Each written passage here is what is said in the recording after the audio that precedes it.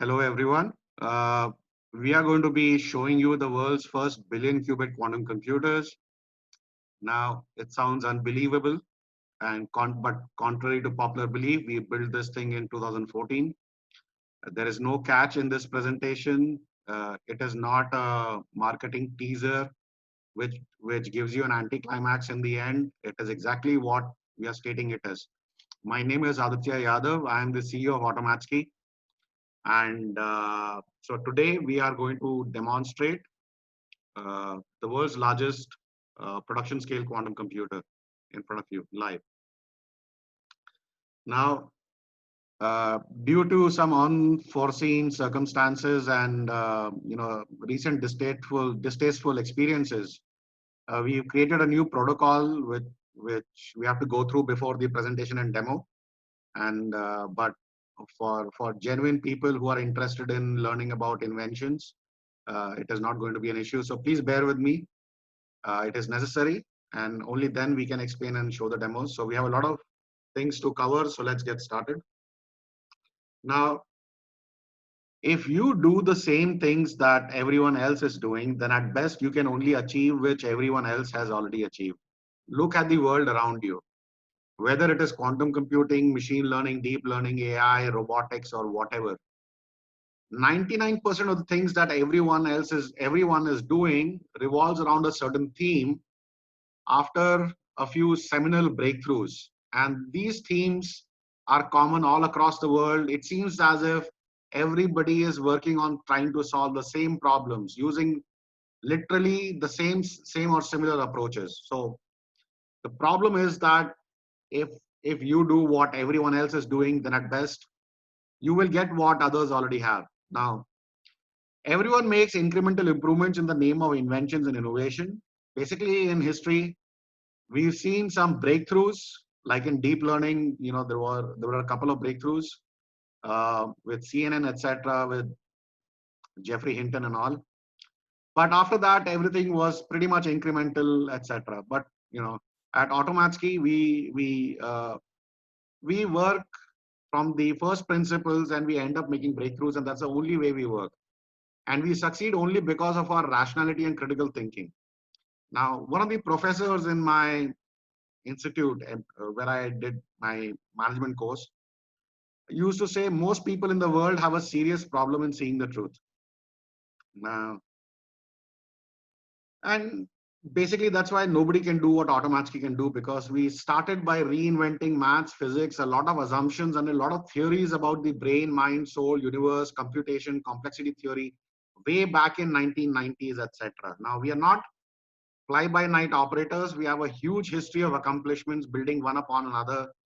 Automatsky is a very well-known and respected name across the world, probably not in India because we don't have a business presence in India. So, but anyway, so it took us 25 years to become an overnight success, but I'm sure you don't care about all that.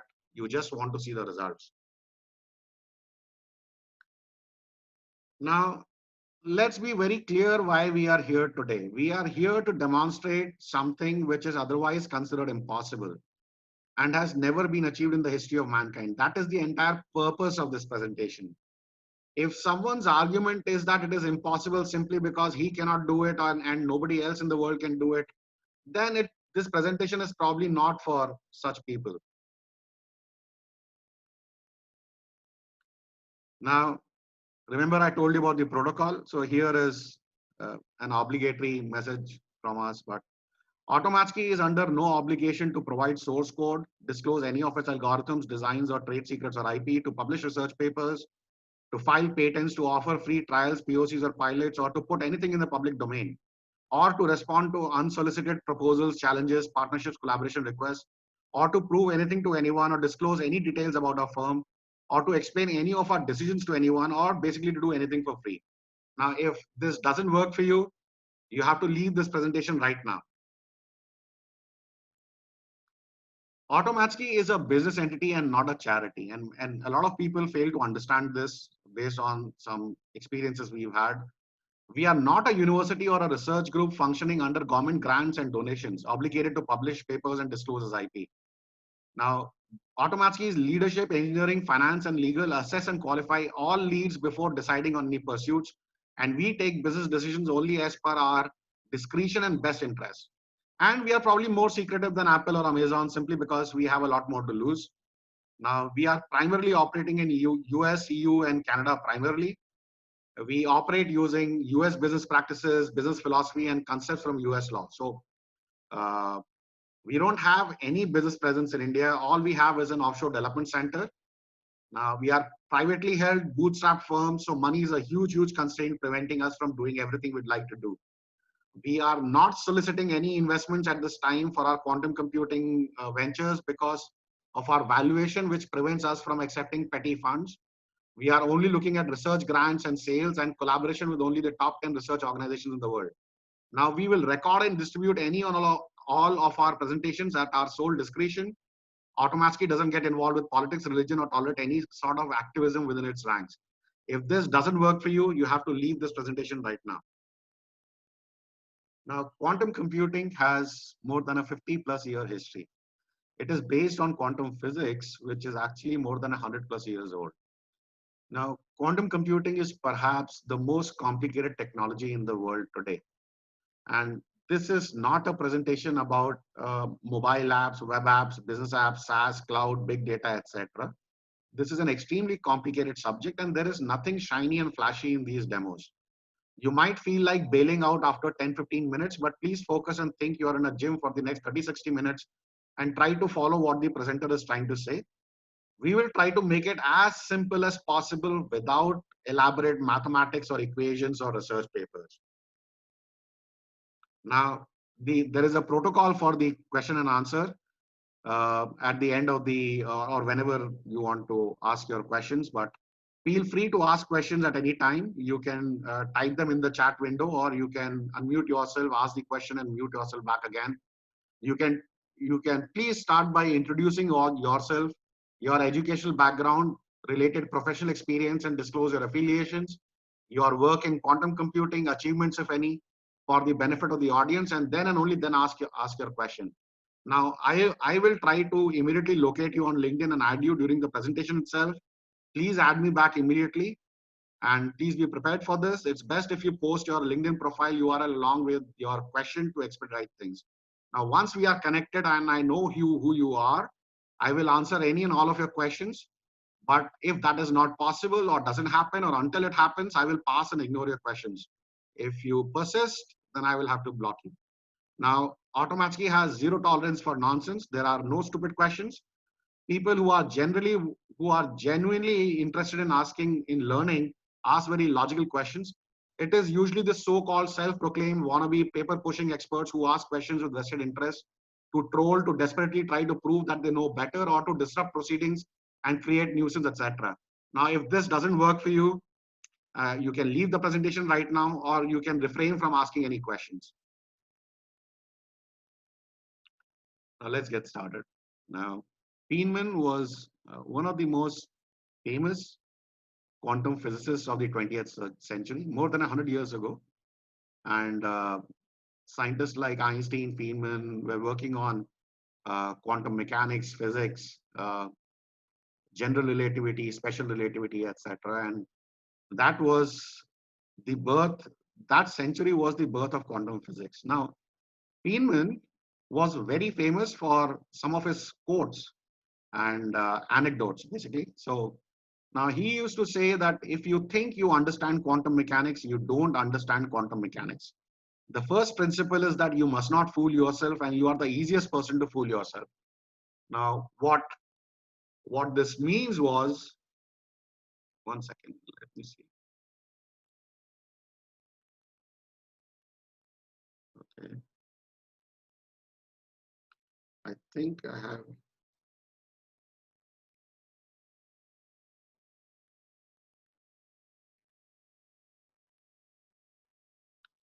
Thank you, David. Now, what Feynman meant by these quotes was that while we understand pretty much how the equations pan out and how quantum systems behave, what he wanted to say was nobody really understands quantum mechanics and why it works the way it works, Why are the equations and the constants the way they are? And nobody really understands how the universe works under the hoods and what to really expect from it.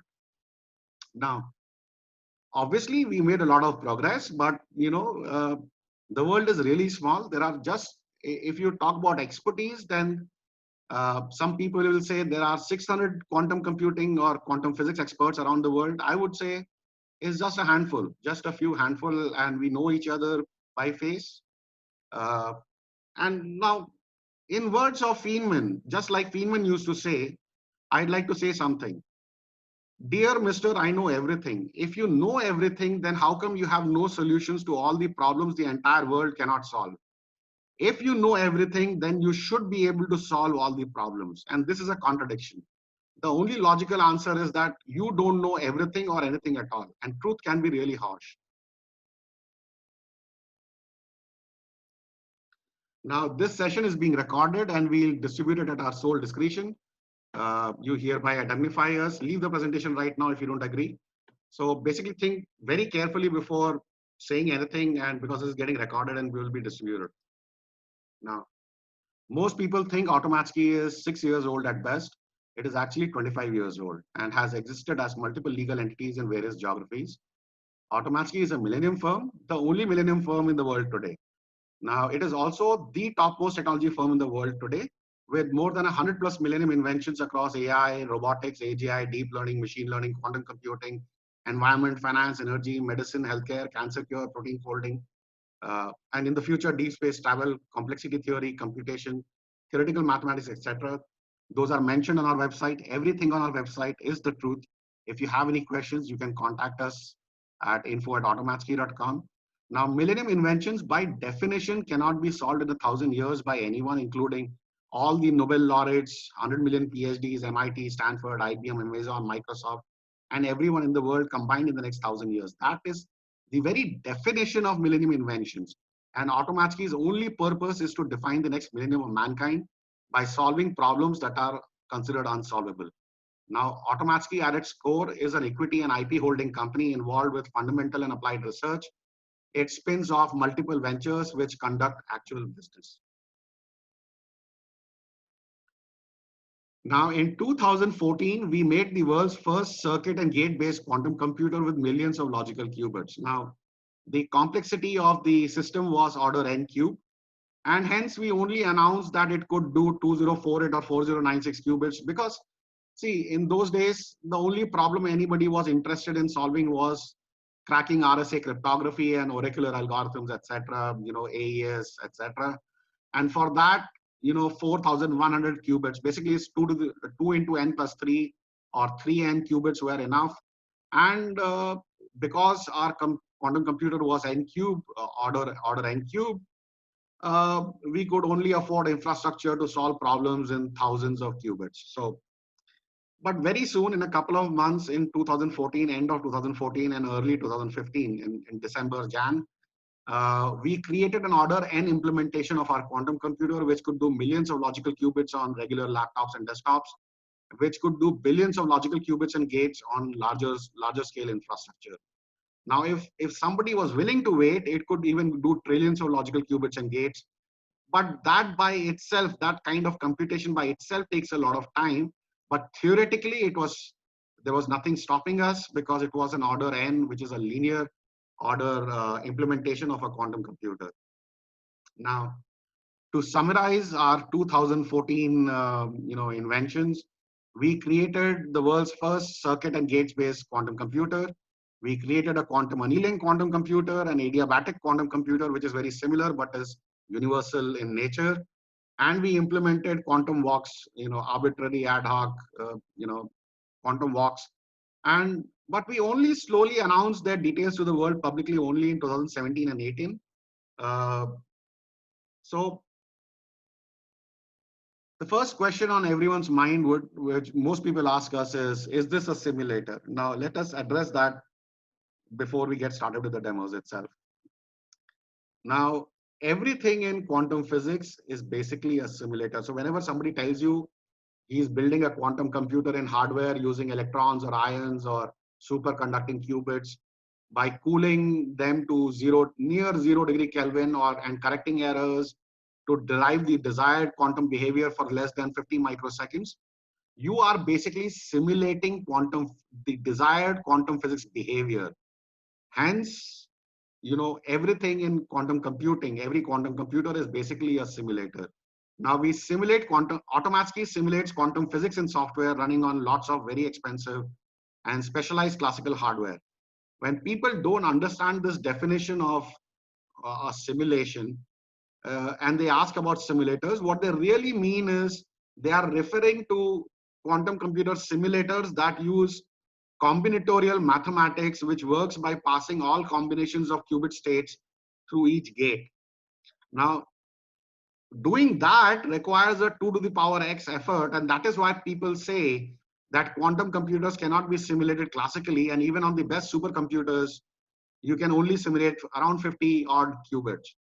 Now, the bottom line definition, which I'm trying to arrive at and which top academicians, researchers, and automatically users is, if you are simulating quantum physics, you have a quantum computer. If you are simulating the combinatorial mathematics behind quantum computations, you have a simulator. So what we are going to present to you today is a quantum computer.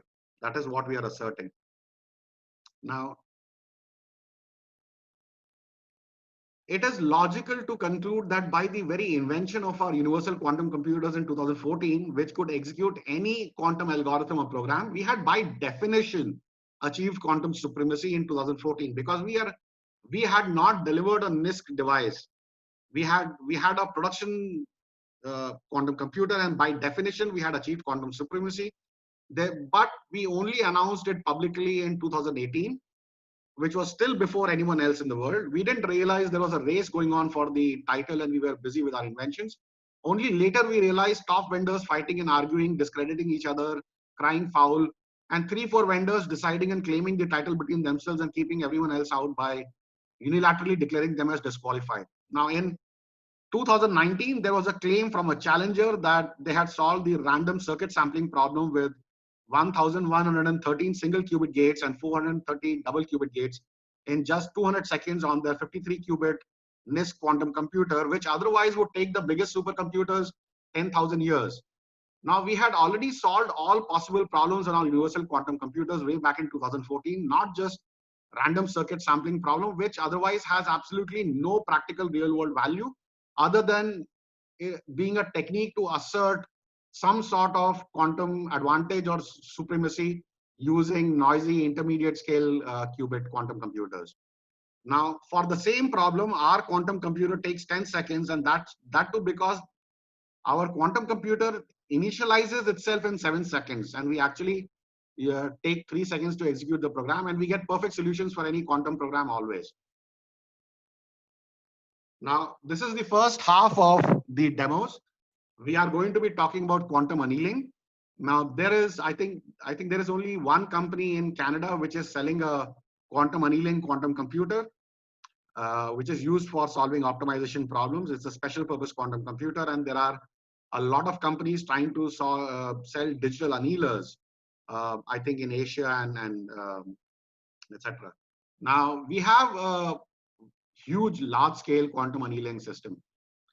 Now, what is quantum annealing? Now, we can safely say that anybody who's trying to sell a quantum computing solution around quantum annealing is basically solving only one thing, which is called the QUBO problem. And QUBO basically means quantum unconstrained binary optimization. Now, if somebody could solve that, because it is, if you leave all the jargon and claims aside, QUBO is actually NP hard. And it is generally accepted that it cannot be solved classically. Also, there is proof in scientific literature that NP problems cannot be solved on quantum computers in sub-exponential time either. And you can refer to Bennett Vazirani et al., I think in 1996. And you can locate the paper online that quantum computers cannot solve NP problems in sub-exponential time. And they proved it by saying that certain operations on quantum computers are optimal. Hence, we can't do any better than sub-exponential time for NP problems. Now, if you can't locate the paper, get in touch with us. We'll share it with you. Now, classically, only some heuristics like taboo search and approximation algorithms exist, and like I said, there are some companies selling digital annealers to solve QO problems, which give you fast, approximate solutions. Now, the bottom line is that we have a deterministic polynomial time solution to QBO, PUBO, QAOA, QZO, PUZO, and Ising problems. We will show you these problems in action. Now, the order of these solutions is order n cube, and this is a deterministic polynomial time solution to above. Now, I'm not going to beat around the bush. I've given you a lot of pep talk. We are going to go straight to the demo by describing each formulation and looking at the demonstration. Now, obviously, this has a lot of implications in theoretical mathematics and computer sciences. We're not going to go into that. That is a debate for a separate discussion. Now, what is a QBO formulation? Now, if you had now there are two ways to understand this. There is the mathematical perspective and the energy perspective. Let us look at the mathematical perspective. You look at this expression here. Suppose you have a lot of variables, x, x1, x2, etc. And you take a maximum of two variables at a time and multiply them together and with a constant. And then you add all of them up together and you get this mathematical expression, right? And you try to minimize it. And the global optimum, minimum optimum is your solution. And so that is what the QBO formulation is for. It is a minimization problem. It's an optimization problem. And each of the variables x can have a value 0 and 1. These are discrete variables, 0 or 1. Now, if you look at the line below, you can see an expression 2x0 x1 plus 2x0 x2 plus 2x1 x2 minus x0 minus x1 minus x2 plus 1. Now, plus 1 is a constant. It doesn't mean anything to maximize or minimize it. It can be ignored. But other terms have a maximum of two variables multiplied by each other and a constant. And this is a QBO formulation. Now, what is the energy perspective? Now, in a quantum annealing quantum computer, what quantum engineers do is they map this formulation to spin qubits. And so one spin can be 1 and the other spin can be 0. And the constants that are multiplied with the variables are actually magnetic fields that are affecting other variables, other spins, other qubits, etc. Now, using this formulation, using this scheme, they can represent the energy of a system, or basically the Hamiltonian of a system. And by using a Hamiltonian evolution, or by doing some quantum calculations, they can calculate the minimum energy of this system.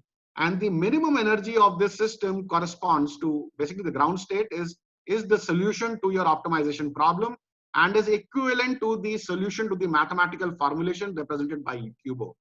So that is how a quantum computer maps a QBO formulation into various energies of various qubits and solves it and optimizes it. And then what is a PUBO problem? A PUBO problem basically means the terms at max can just not be quadratic, they can be polynomial. So the number of variables in each term can be n, where n is 3, 4, 5, 6, or whatever. PUBO obviously is a more powerful generalization of a QBO formulation. It can be reduced to QBO with certain approximations or even exactly. And obviously, you can solve a lot more problems using the QBO formulation. So, time for the first demonstration. Yes. Now, I have a QBO problem. So I'm going to be starting with a really small problem which can run on this computer. There are 2 encoders and 1 recorder running. This is not a very powerful laptop. And plus we have a time constraint. So let's run a problem. I'll explain what just happened, and then we'll run a bigger problem. So this is basically a 20 variable QBO problem with a global optimum solution of minus 4768782. And let's just run it.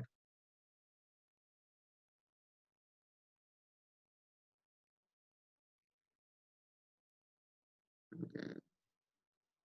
Now let me maximize it and tell you what happened. Now, there are 8 threads that are being utilized. It's a 20 variable problem. The name of the problem, 20 variables, and there are 82 terms. So the clauses is a mistake, nomenclature mistake. Now, what happens is in a very high dimensional space, all these problems are combinatorial problems. And because the number of combinations tends to infinity, we can't solve any of them, but we are actually solving them using combinations in very high energy space. And there is a separate subject called hyperdimensional computing. You can look it up. And so basically in the first pass, it achieves an optimum value of minus 4768782. And in the second pass, it cannot do any better, and then it stops. So this is a deterministic solver. It will definitely stop. And it actually prints out the values of the 20 variables. The value of each variable can be 0 or 1. And this configuration of variables corresponds to the global minimum of minus 476.8782. And the time taken was 2 seconds. Now, obviously, this was a small problem. Now, let me run something larger. This is a 50 qubit problem, and deterministically 50 qubit problems, contrary to popular belief, cannot be even solved on supercomputers. And one of the scientists I met, who is very famous, said, if you're doing non-trivial problems on a regular laptop, desktop, or a server, it is definitely in polynomial time, and p is equal to np. But anyway, so we know the global optimum value. Sometimes, let's just run it. This problem cannot be solved deterministically on a laptop. So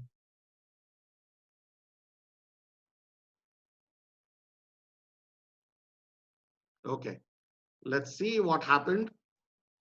Now it took a couple of more iterations, but this is obviously polynomial. So in the first iteration, it reached minus 528, then minus 565, then minus 639, minus 661, and then the global optimum. It could not do any better, and hence it stopped. It is a deterministic solver, and you cannot deterministically solve a 50 qubit problem, which implies 2 to the power 50 on even some of the biggest supercomputers in the world. And then it prints all the 50 variables, and and the global optimum solution, which is the accurate answer. Now, somebody in one of the demos earlier said, how do we know you're not bluffing and scamming us and printing some hard-coded, results? So, I mean, yes, we can share the problem formulations with you, and this is how the problem is formulated, basically. So you have a file where C represents a comment and the line is ignored. And then you have two indexes of the first and the second variable. And then the third parameter is the constant or the magnetic field strength associated with the interaction of the two variables or two qubits, etc. This is how a QUBO formulation is represented in a text file. And you have 20 variables indexed starting from zero-based indexing. This is the standard QUBO file format used by everyone.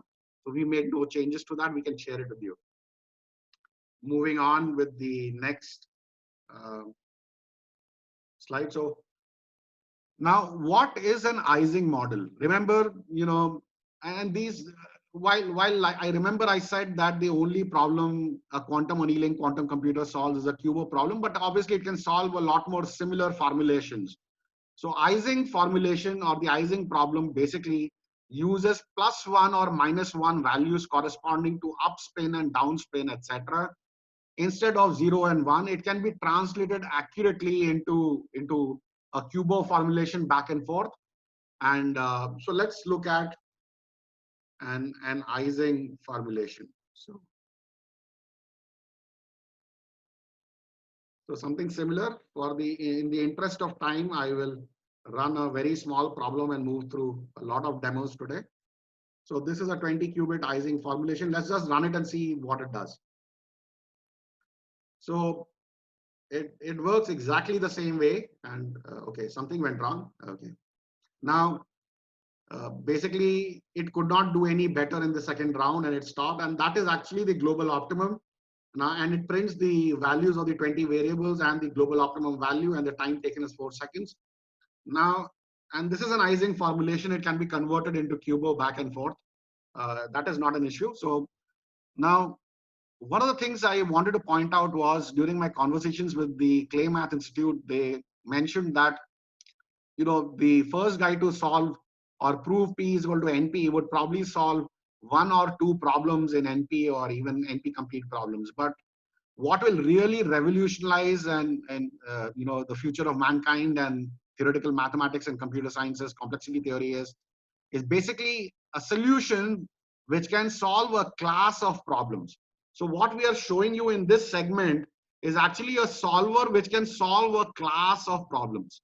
So, and these problems are solved using the exactly the same solver. So this is actually something that will benefit, uh, you know, uh, the progress of mankind, and it will help us solve a variety of problems. Now,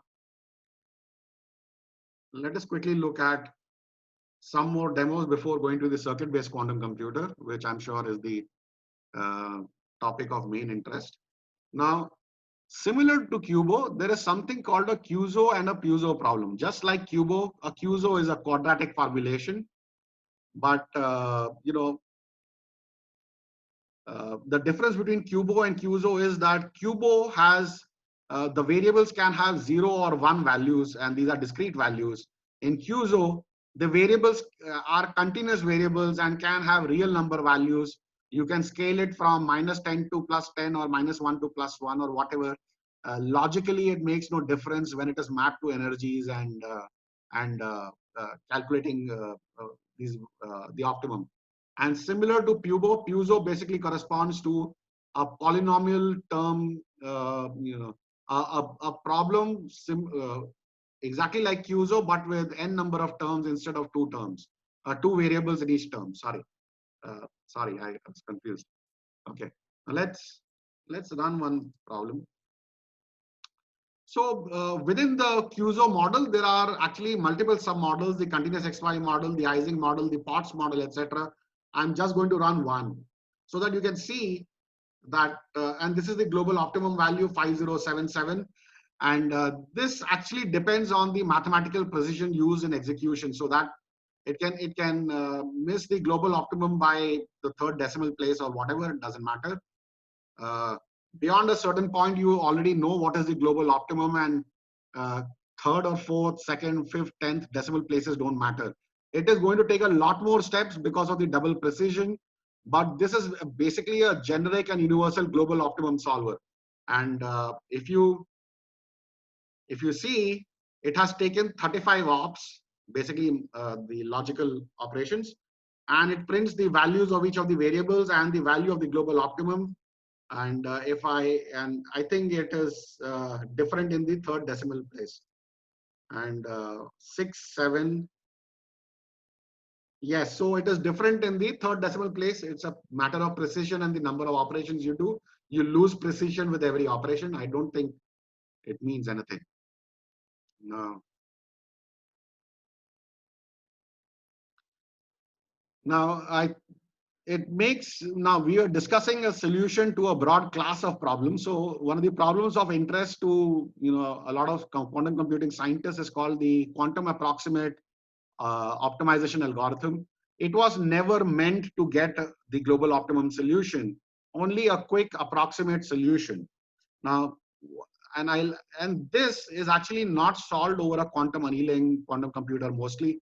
It was designed by professors like Eddie Farhi and all, etc., to be solved on a circuit and gate-based quantum computer using variational algorithms.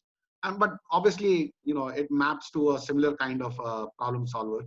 So you can implement QA/OA by there is something called a max cut problem. Let me tell you what it means. Let's say you have a graph and you have to assign each node of the graph into subgraph 1 or subgraph 2. And the objective of such assignments is that the nodes from graph 1 should have a maximum number of edges going over to subgraph number 2. And that is why it is called the max cut. The cut that has the maximum number of edges overlapping from the first subgraph to the second subgraph. And this is equivalent to the quantum annealing problem and the QUBO formulation. And I'm sure you understand that maximization is basically a minimization of the negative goal. So let's see how this is solved. Now I have, I'll run two problems here. One is a 10 variable problem with a global optimum of 20. Here you are maximizing it, runs exactly the same way. And it solved it in the first attempt. In the second attempt, it couldn't do any better. So it printed the values and printed the goal, which is 20. Let's run something slightly larger. Now these are deterministic solvers, and in the interest of time, because this is an order n cube problem, this will increase in time very quickly, but not as exponential. So here in the first attempt, it got 48 and it could not do any better than 48. It printed out all the values of the variables and the global optimum value. And this is a perfect solution to the QAOA problem, which was when invented, which was never meant to be solved perfectly, but only approximately. While and so now let us proceed. Now, during these demos, obviously, like I said, there's a bigger debate in complexity theory and theoretical mathematics and computer sciences. We've been working for the last 25 years. A lot of things that we do are quite secretive, but we made multiple announcements in the last 25 years with details and demos, etc. Now, if you reach the end of this presentation or any of our most presentations, and when you come back to this slide, you will be able to convince yourself that this slide must have been true. Otherwise, they would have never gotten the results they have gotten. So let me explain this slide to you. Basically, P is equal to hash P complete. Basically means that you can count the number of solutions to a problem in polynomial time. A is equal to PP complete. Basically, all probabilistic problems can be solved in polynomial time. A is equal to APX complete, which basically means that if you heard of the approximation theorems or the um, you know unique games conjecture, basically it says that you know the NP problems are basically of two kinds, in layman terms. The first kind can be approximated to a certain degree, but never to perfection. And the second kind cannot be approximated to any degree. So conversely, if you can approximate the first kind of NP problems to a perfect solution, or the second kind of NP problems to any degree, it would imply P is equal to NP. And in the second line, we are saying that P is equal to NP, is equal to NP complete, is equal to NP hard, is equal to P space. The first two lines have been solved at Automatsky and have been verified internally. And some of them have been announced and disclosed and demonstrated with details also. The third line basically says that P is equal to EXP time is equal to 2 EXP time is equal to EXP space is equal to decidable. Though we have solved it in many ways since 1990s, we have not verified them completely ourselves, because here we are not giving a theoretical proof to anyone. What we have is an implementation, and then there are ways of testing and implementation, etc., in various scenarios. Now, the fourth line basically says that P is equal to recognizable, and this basically means that these are problems that are undecidable but recognizable, and basically this is things like the halting problem, etc. We are still not sure about it, and this is obviously unsolved and unverified at Automatsky. But if you look at any of our demos, and even today's quantum computing demo, which is actually takes EXP time and EXP space, quantum computing on a classical computer actually takes EXP time and EXP space. And if we can do it linearly in linear time, then obviously P is equal to NP, and it can't get any better than linear time, rather than probably only log time. Let's see. So this must have been true. Now, the second half of the demonstration today, which is the main subject of the demonstration today. So just a couple of slides of pep talk and we'll jump straight to the demos. No beating around the bush. This is exactly what we want to show you and what we promised. Now, there is something called the extended Church-Turing thesis. Now, for people who are not, who don't know what it means, let me tell you in layman terms. The extended Church-Turing thesis basically says that all physical processes in the universe, including quantum computers, can be simulated on a Turing machine, which implies it can be simulated on a classical computer like a laptop, mobile phone, server, desktop, etc., or supercomputers. Now, quantum computing experts claim that quantum computers cannot be simulated using classical computers or Turing machines, and that they violate the Church-Turing thesis. Now, in 2014, by virtue of our invention, we created some sort of a triple proof. The argument is quite convoluted and complex, but try to understand it. I'll try my best to explain it now. We have proven the Church-Turing thesis and implemented a billion qubit quantum computer over classical computing infrastructure by simulating quantum physics in linear order time. And by simulating quantum computers classically, we can consequently simulate the universe. We have also told everyone that the universe is a simulation, etc. And going around the argument again, and then consequently, we have proven the Church-Turing thesis. And this is basically everything we could ever want from quantum computing. It is proven and executes perfectly. Now, the bottom line is that we have a billion logical qubit and gates quantum computer. It is order n, no beating around the bush. Let's go straight to the demo. We have a problem that we'll be using to explain how quantum computers and quantum programming works. This is a very simple problem. It will use two gates which are very popular in quantum computing, called the Hadamard and the CNOT gate. So and we'll explain the circuit, the program, and how you initialize and measure and get the results. So this problem does not have any very specific or particular meaning, rather than just creating a foundational explanation used further in the demos. Now, there is nothing to hide here. If you take any quantum computer circuit or gate-based quantum computer from any vendor, I don't want to name names, they at the lowest level they work exactly similarly. And whether you program one of them in Python or whatever, Java, Ruby, or whatever, they are programmed literally exactly the same. Now, you start by deciding the number of qubits you are going to use. In this case, we are going to use 2. And you create and initialize all the qubits. And you obviously, in any quantum program, you always initialize the qubit to 0.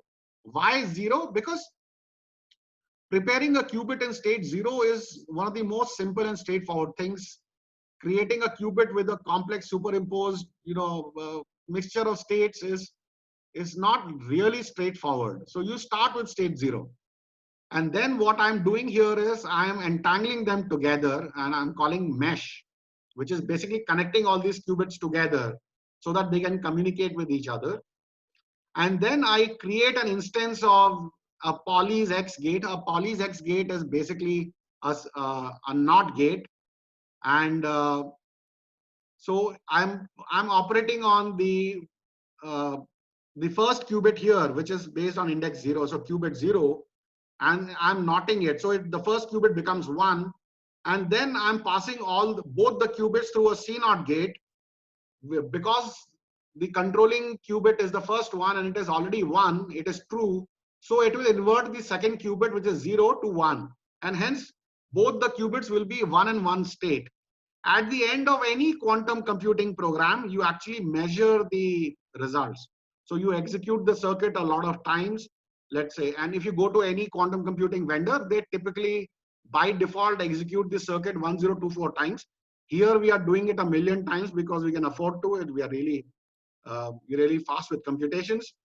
And then we see what is the most probable answer. Quantum computing is never deterministic, in a sense that it is probabilistically going to give you the best answer most of the times, but it can give other values also with lower probabilities. So it's best to create some sort of a histogram of the top probable solutions. And that's exactly what we do. There is nothing hanky-panky here. And this is exactly what a quantum computer does. We are doing this over our production scale quantum computer. So let's run it and let's see what happens. Now the quantum computer will take around 7 seconds to initialize. We could keep it initialized and ready, but maybe in a production scenario, not in a dev environment. And here it finishes both the operations and gives 1 as the right answer with 99.3134% accuracy, and other answers with less than 0.35% accuracy. And that is, pure quantum physics in action. So let's move on.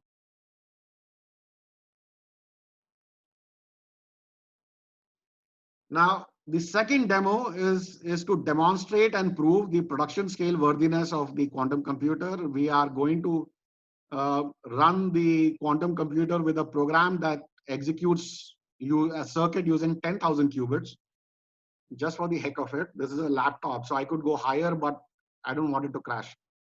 Now, we are going to execute some random gates, Hadamard gates, etc.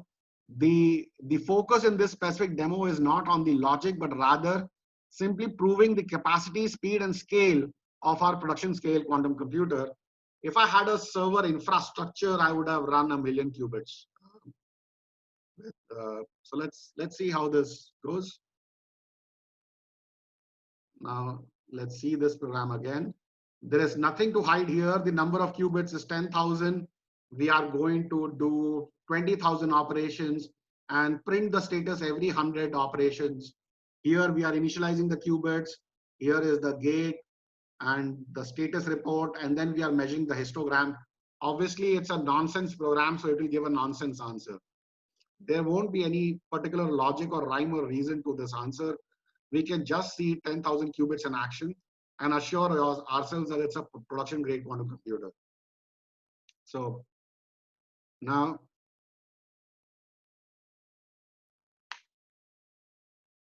that's 20,000 operations and the histogram of the results. So basically with 0.1% probability, this is the result. And if I word wrap it, this is actually 10,000 qubits long. And that is the second demonstration we have. Let me clear this. Okay.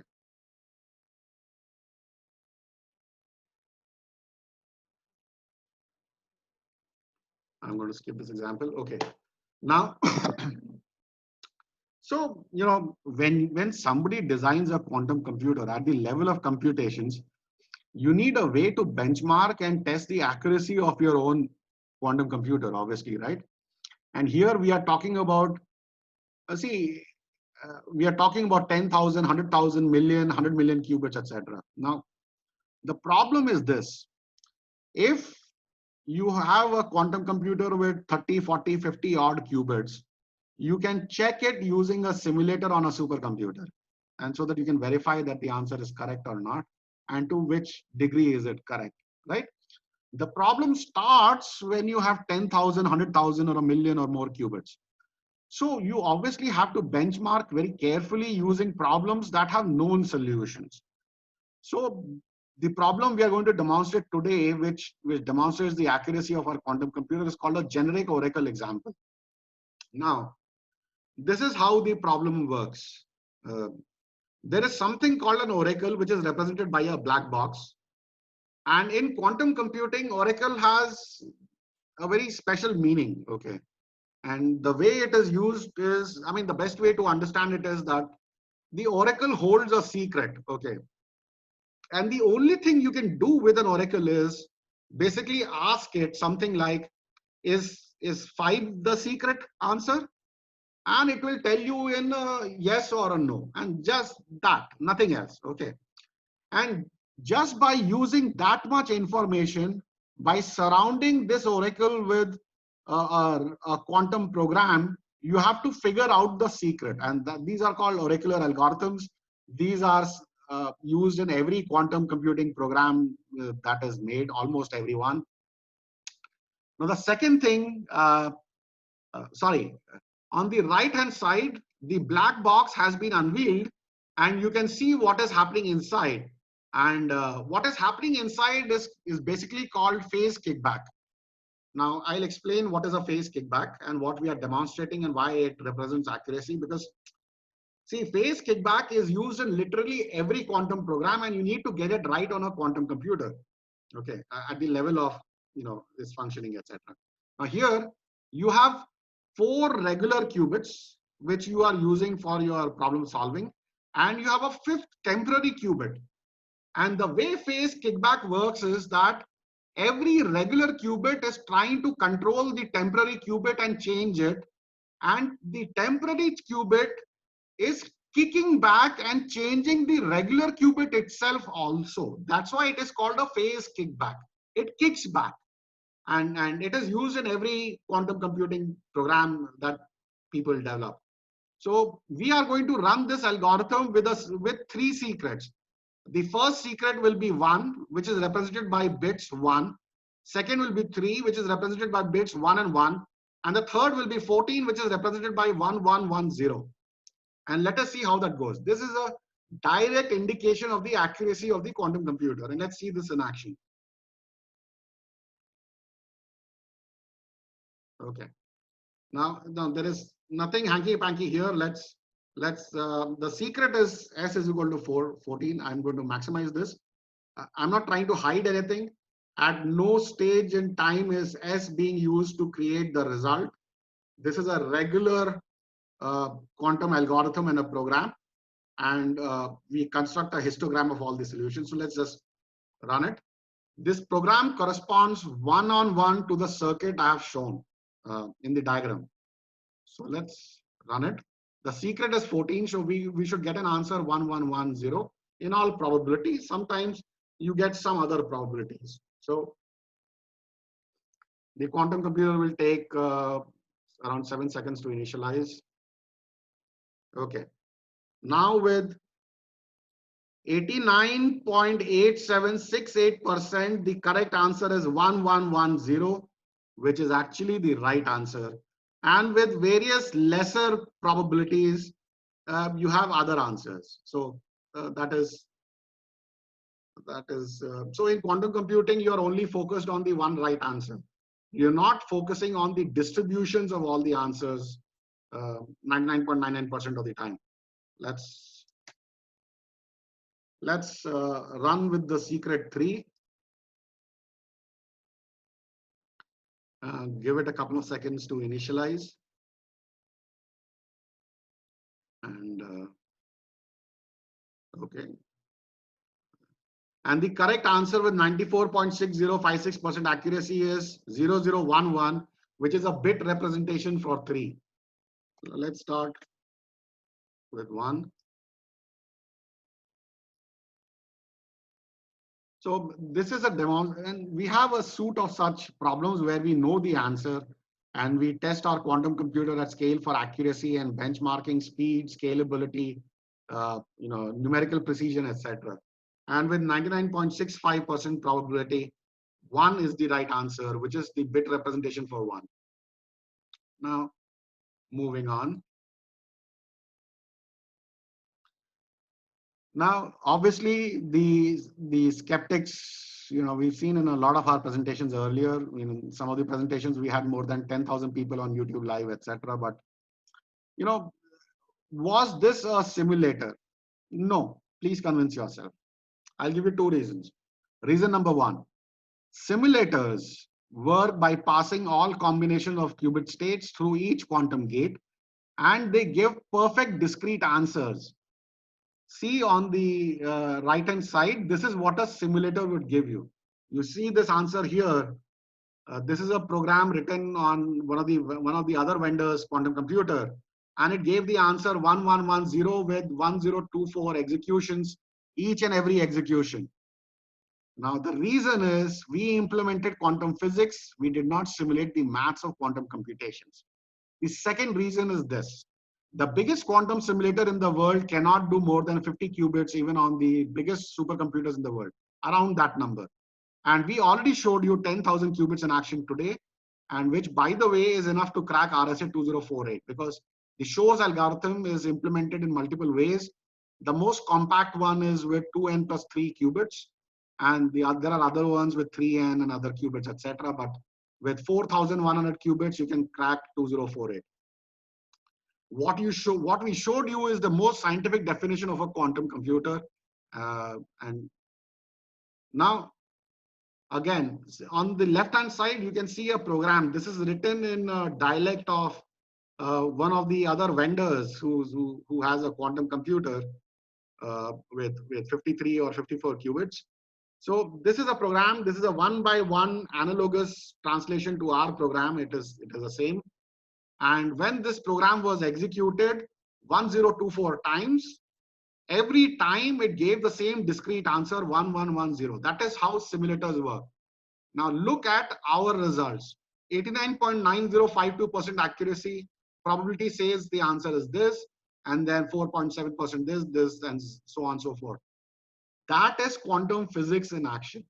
And that is the best way to define a quantum computer. Now, if we all go with Feynman, who is probably the top quantum physicist outside of Automatsky in the world, then according to him, a quantum computer is a universal quantum simulator. That is the most scientific definition. He said that a universal quantum simulator is a quantum computer proposed by Yuri Manin in 1980 and Richard Feynman in 1982.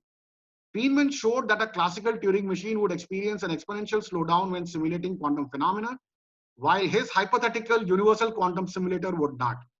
So basically, with quantum computers, we are trying to simulate the desired quantum physics properties using various efforts, and we are simulating quantum physics. So now, obviously in 2014, the thing about exponential slowdown on classical computers, which Feynman said, we proved Feynman wrong, and you've already seen the demo today.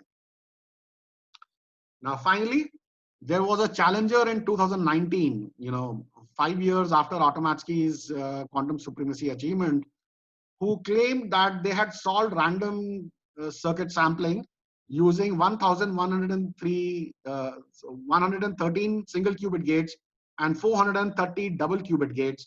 And this basically claimed that, it took them 200 seconds in 2019, and the world would take 10,000 years using the most powerful supercomputers.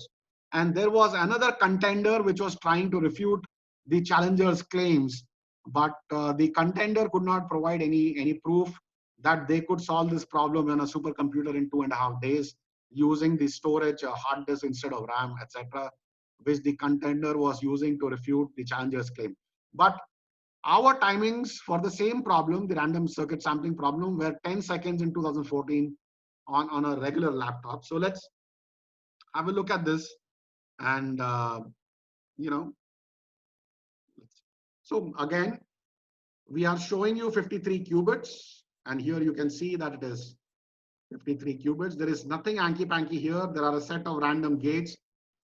Random circuit sampling basically means that you execute a circuit with a lot of random gate operations, and then you measure the results, and you try to sample this circuit and map the energy space or the solution space, the probability space, or whatever you want to call it.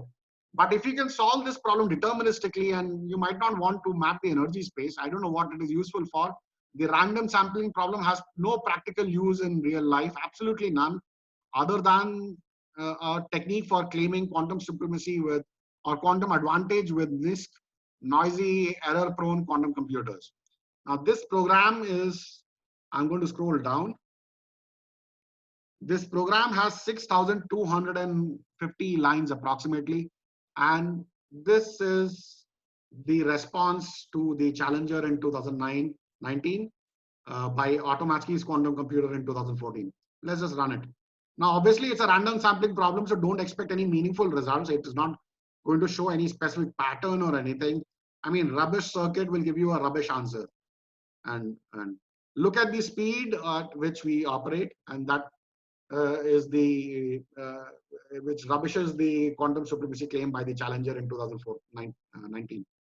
So the quantum computer took 7 seconds to initialize. I could have kept it ready and initialized if I wanted, but this is a dev environment, and we are measuring 1 million measurements. And so here is the answer, 0.003% probability. This is the answer, and this is exactly 53 qubits. This is the top 10 probabilistic histogram of all the solutions. You can sample from this if you want. This is a deterministic solution. Why would you even want to sample and create the energy landscape of the solution? Why would you want to do that?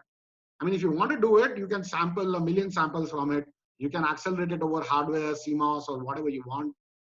And that is the answer to the challenger over their quantum supremacy claim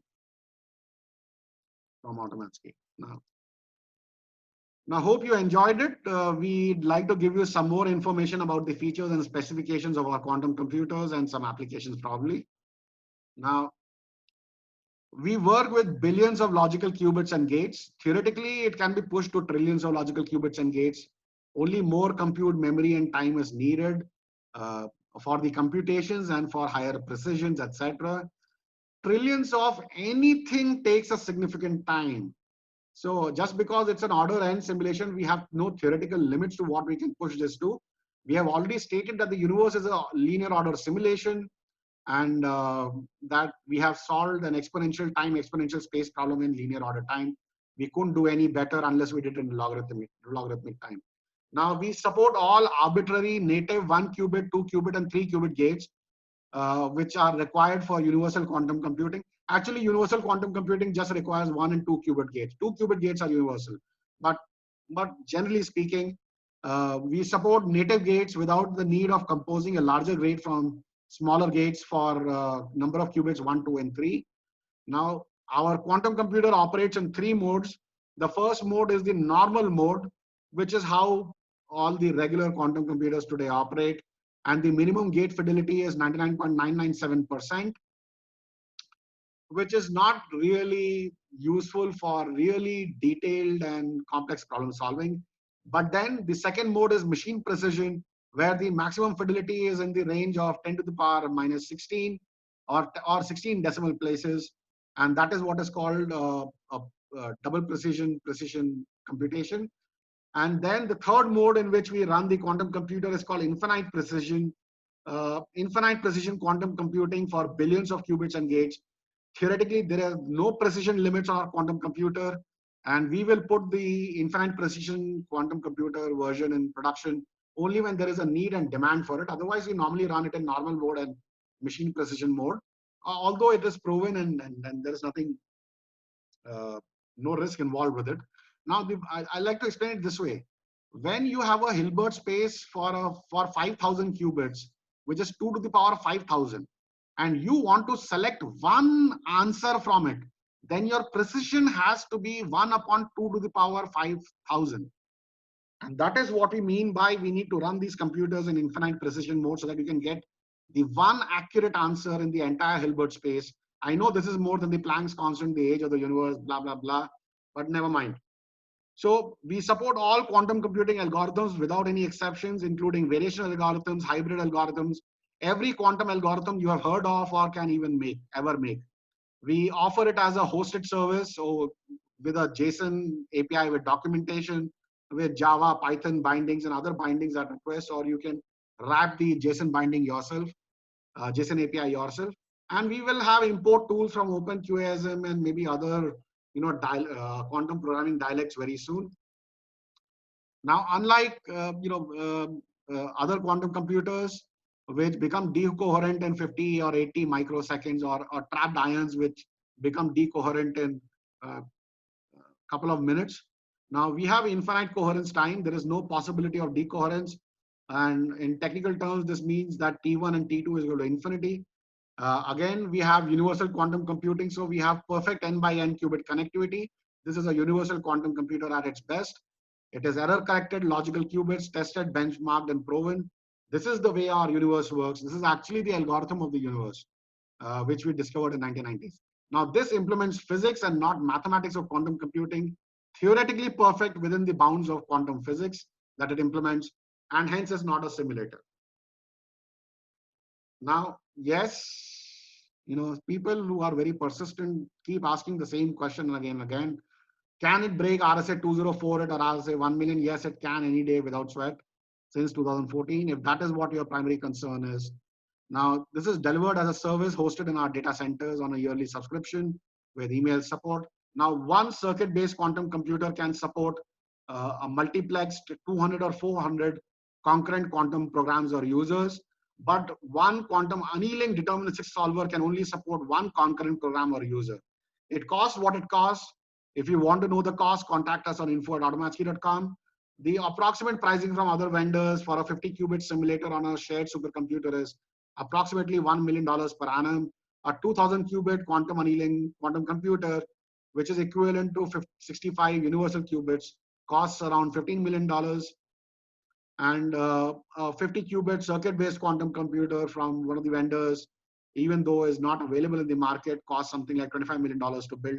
We are building quantum computers built to order. The lead time is 6 to 10 months. Provisioning time would reduce to 15 days by 2021. Now, the most common question people ask us is, why don't you break all the Bitcoin wallets and steal all the Bitcoins? Why don't you hack all RSA cryptography and become a millionaire and multi-billionaire? And the answer is very simple: because it's illegal. We don't want to get into legal trouble. We are not the government. There is nobody who's going to protect us or prevent us from going to jail. And actually, people are going to put us in jail. So if you steal all the Bitcoins, that is illegal.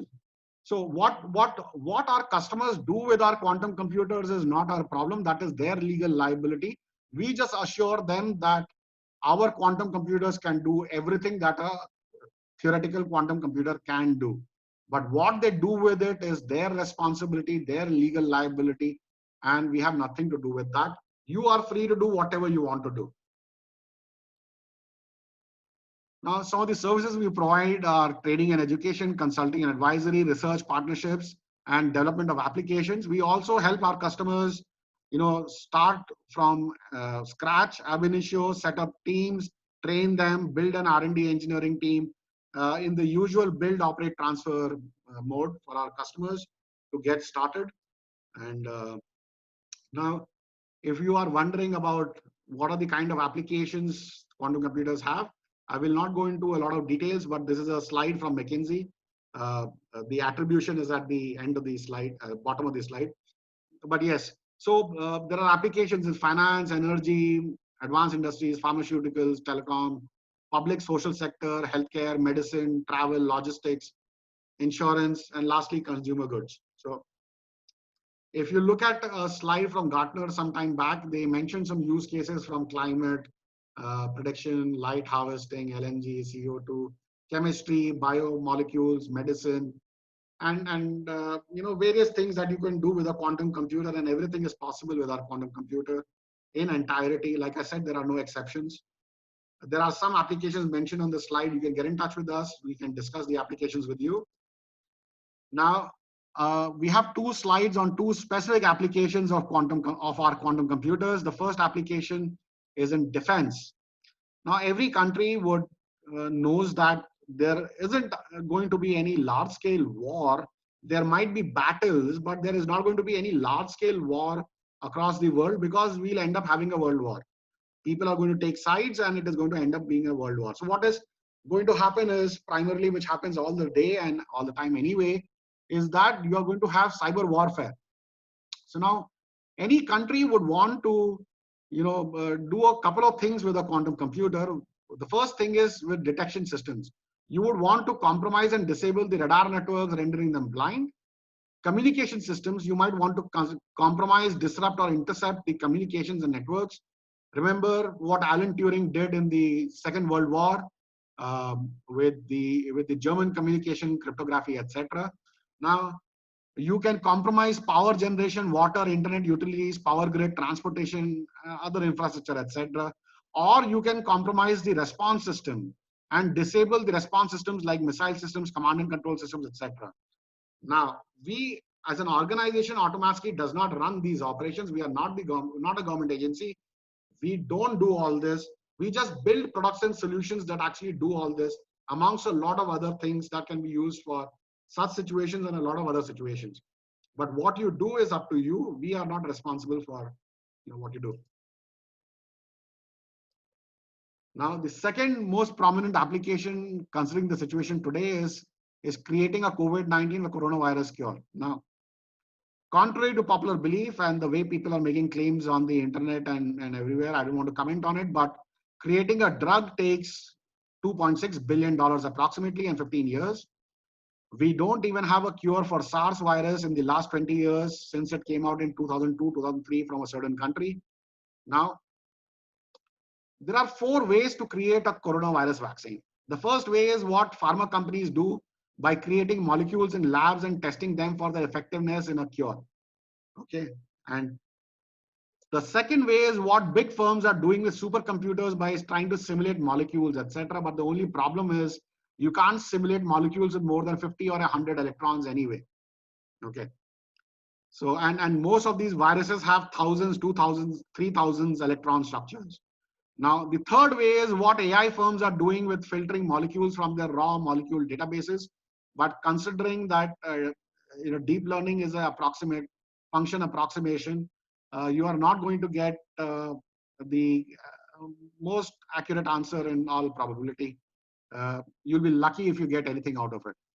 Now, the fourth way is actually what researchers are doing with quantum computers, basically drug discovery and drug design. Now, drug discovery is when you have a lot of raw molecules and you filter them for their use against a virus and you discover a drug.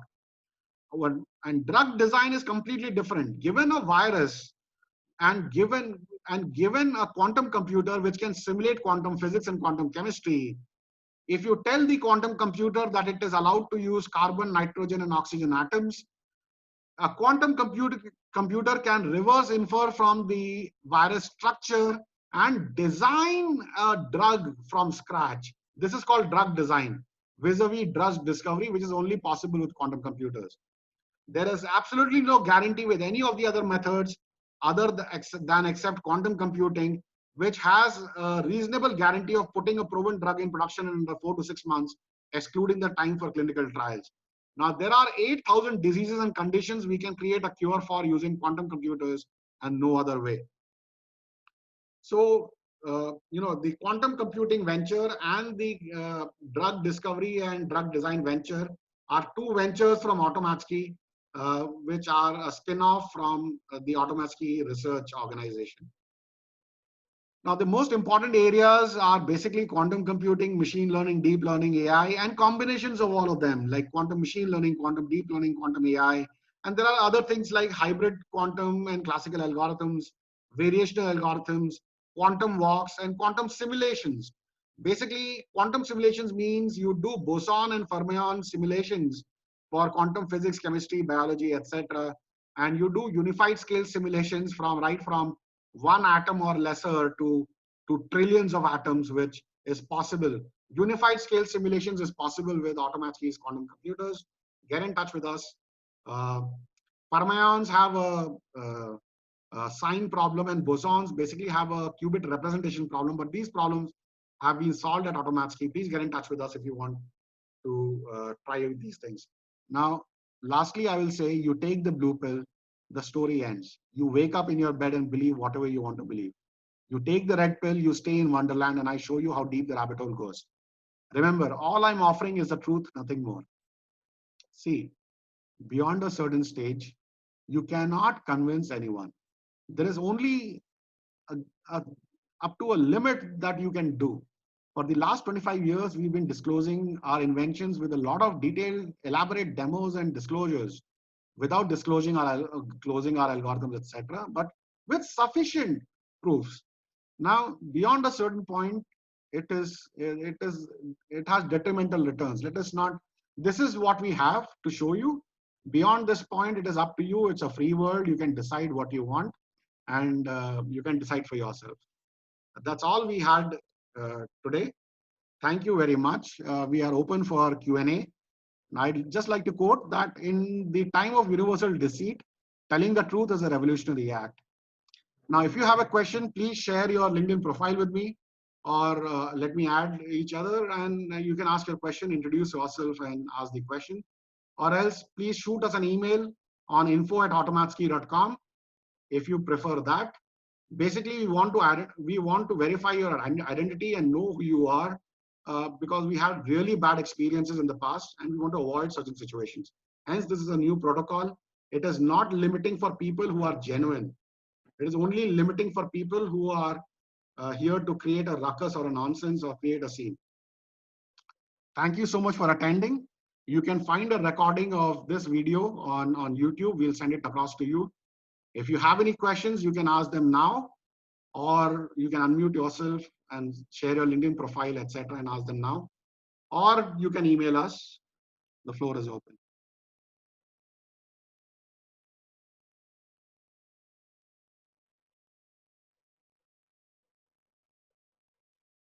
Okay. So I don't think there are any questions. So we'll end the webinar. Thank you so much for attending. You will get a copy of the recording. You can share it with others. Thank you so much for attending. If you have any questions, email us at info@automatsky.com. Have a nice day and have a nice evening. Bye-bye.